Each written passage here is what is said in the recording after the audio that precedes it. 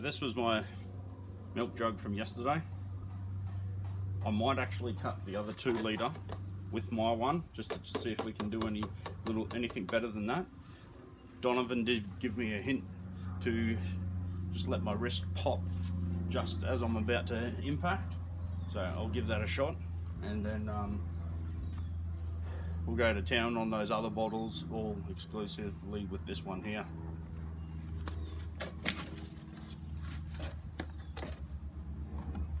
And we've had 2 big storms in the last 2 nights, so everything's wet.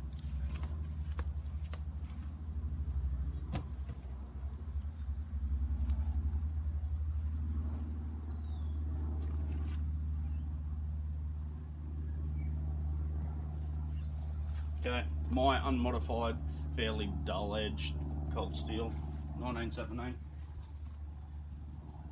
I'll make sure the tip's hanging over the bottle this time.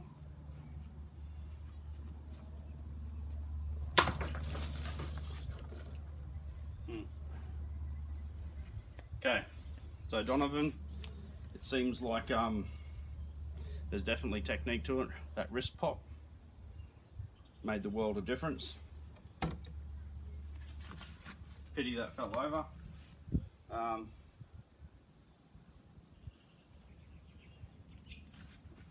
Stuff it, the cold steel again with the little bottle. No. We'll go to this one, a little bit more weight to anchor it down. We'll go the factory edge cold steel again with a bit of a wrist pop.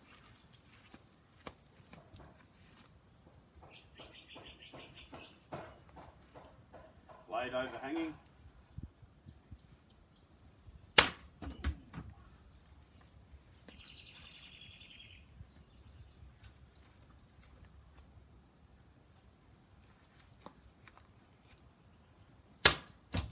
Okay. Even with the wrist pop, factory edge ain't doing it.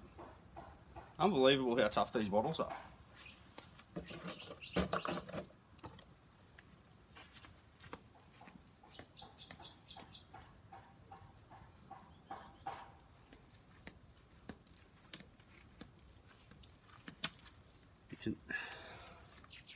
I'm assuming you won't be able to see, but you can see there's no water coming out. The 2 strikes were low, there and here. So I'll turn it the other way. We'll give it a go with the modified 1917 with the wrist pop.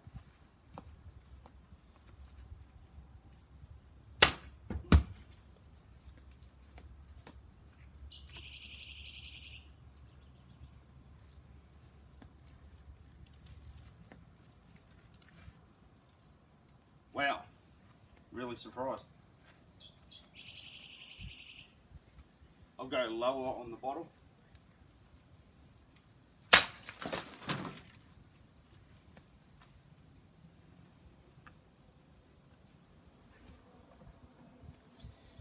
Maybe I wasn't giving it enough gas. Okay, so we'll see how we go now.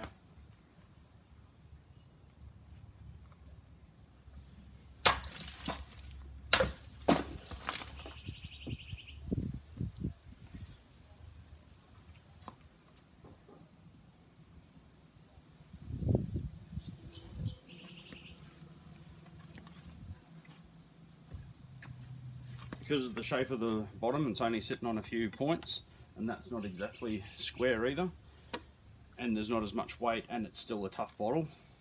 I'm just going to try something different. I want to try and do maybe a bit of a downward angle slashy cut.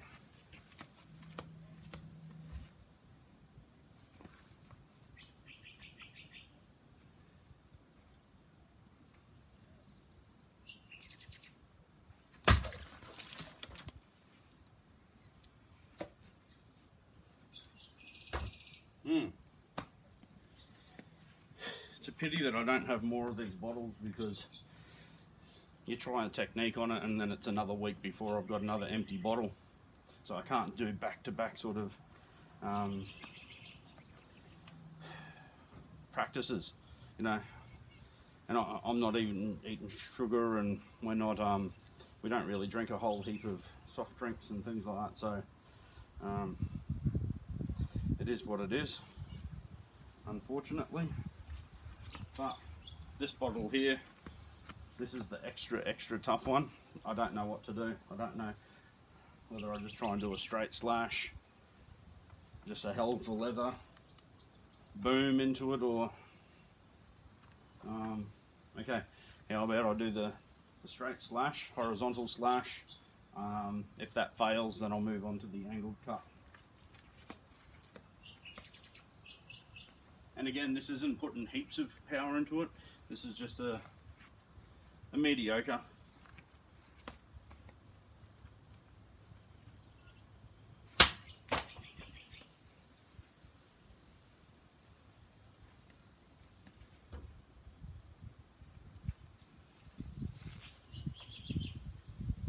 Give it another one, just with a bit more power this time.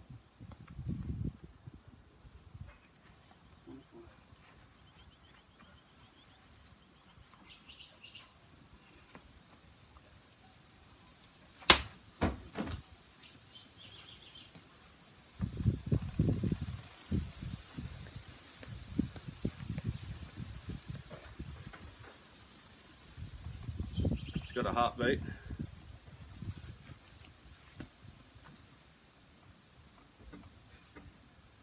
Okay, angled cut.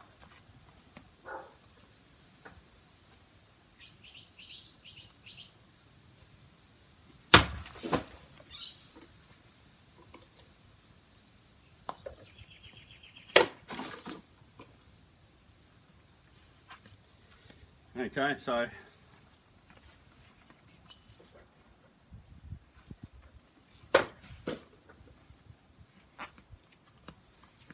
still, I'll put a lot of it, I'll put 80% of the ineffectiveness down to user technique, but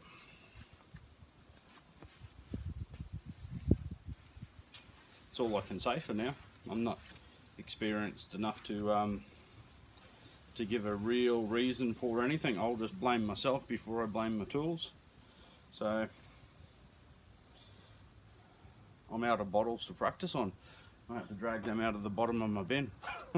So anyway, guys, I was really hoping that the sharpened knife was going to do the job. I need to come up with a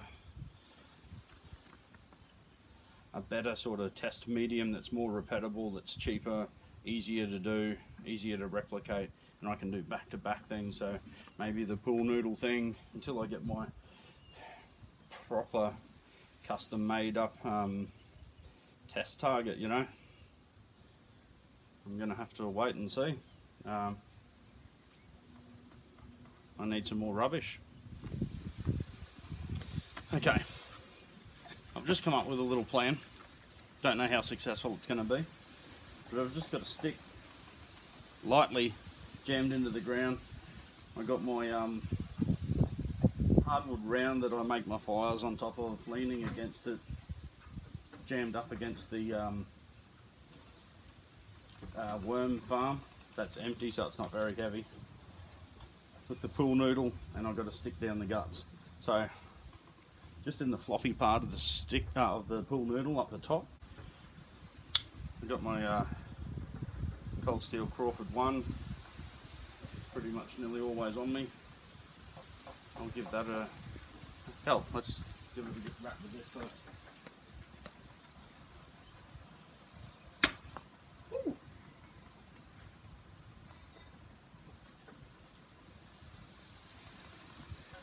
Man, I absolutely did not expect that from this. That makes me even like this thing even more. Okay, so anyway, now let's get one of these behemoths.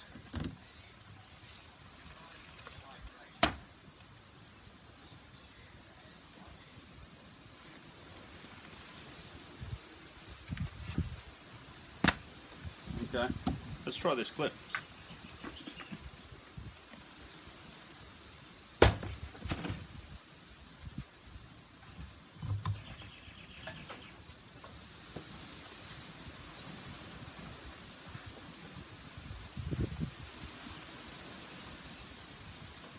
Okay.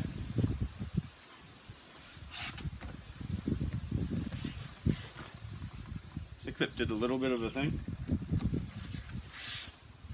Might go some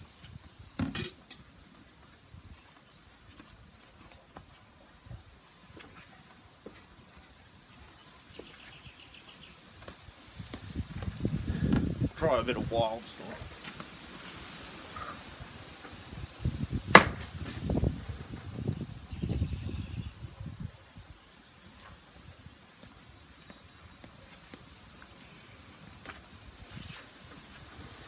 Okay, so I've hit stick, hit some bone. So we've gone into the depth of the stick.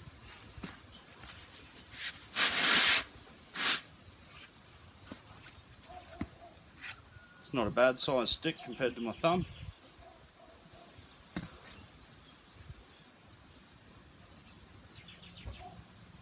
It didn't do a whole heap of damage.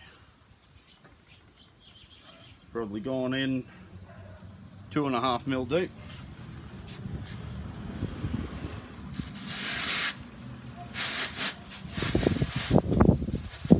I'm going to try the same thing with my Crawford.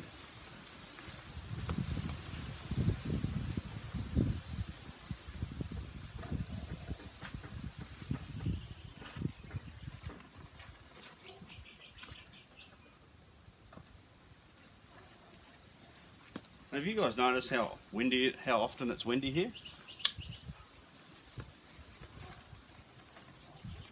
Crawford's got an extra lock for the blade there.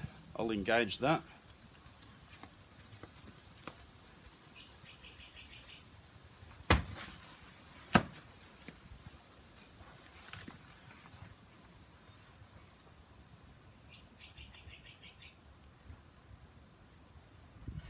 I think I know where I hit it, but I'll do it again, just because it's fun.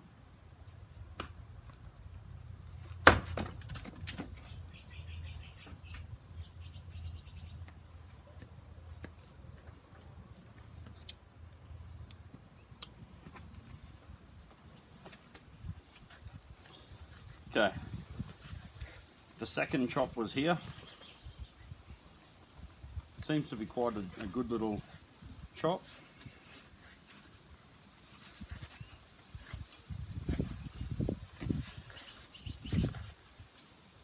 Yeah, okay.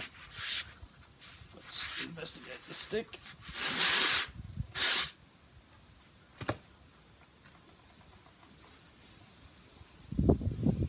Okay, Crawford.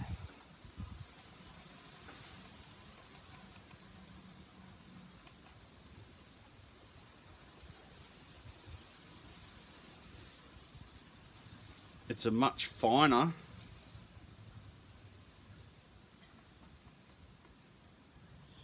okay, I see the two Crawford ones.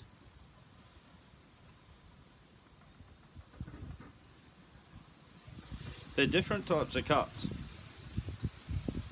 The 1917, that was that one there. You can see it's a broader sort of choppy cut. It does go deeper. It's hard to see how deep this one is because it's a way finer cut. Ooh, no, tell a lie.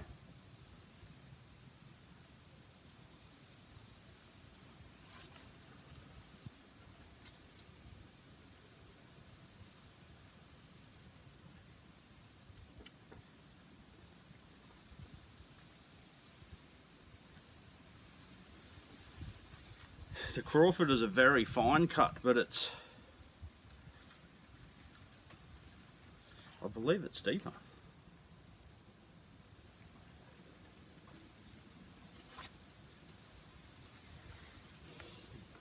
I know that's going to be terrible for the camera to see.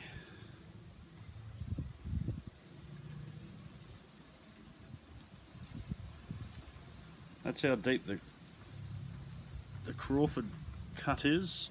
Don't know if you can see that. I'd say that's near 4 mil deep at the deepest.